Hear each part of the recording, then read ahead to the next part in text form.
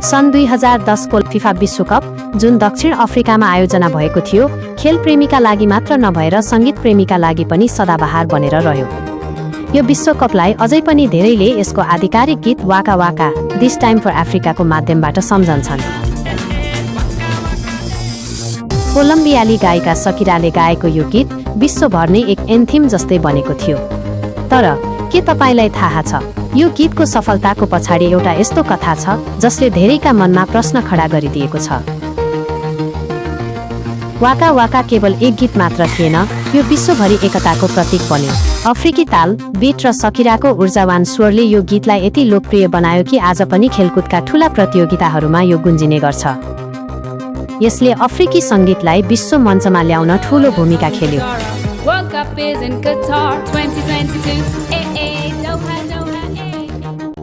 यो गीतको मूल धुन र केही अंशहरू क्यामरूनको चर्चित ब्यान्ड गोल्डन साउन्ड्सको जामिना मिनाबाट प्रेरित थियो।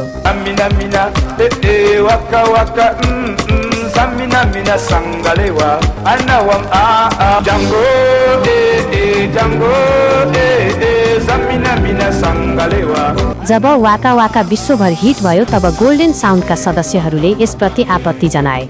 उनीहरूको दाबी थियो कि सकिरा र फिफाले उनीहरूको सिर्जनाको प्रयोग गर्दा अनुमति लिएनन्, न त उचित श्रेय क्रेडिट नै दिए।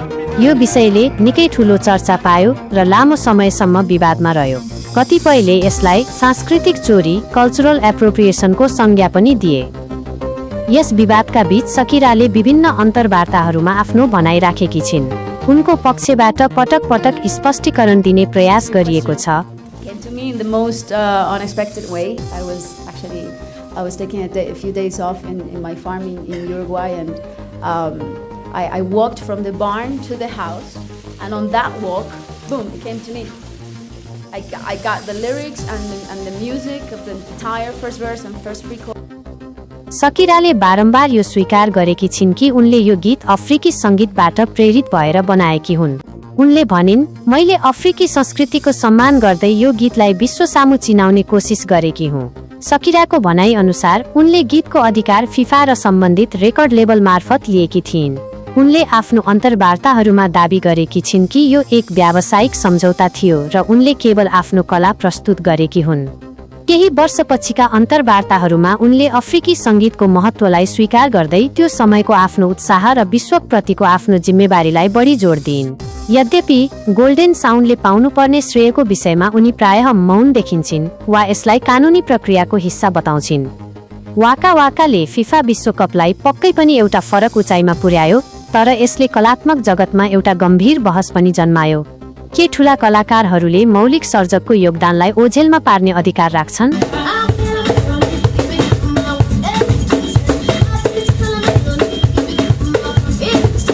अन्ततः यो गीतले लाखौं मानिसलाई नाच्न त बाध्य बनायो, तर सँगै एउटा पाठ पनि दियो। कुनै पनि सङ्गीतको सफलता पछाडि रहेका साना र मौलिक कलाकारहरूको मेहनतलाई सधैँ सम्मान गर्नुपर्छ। वाका वाका आज एक कालजयी गीत हो, तर यसको इतिहास पढ्दा जामिनो बिनाको धुन र त्यसका वास्तविक स्रष्टाको नाम पनि उत्तिकै सम्मानका साथ लिनु आवश्यक छ।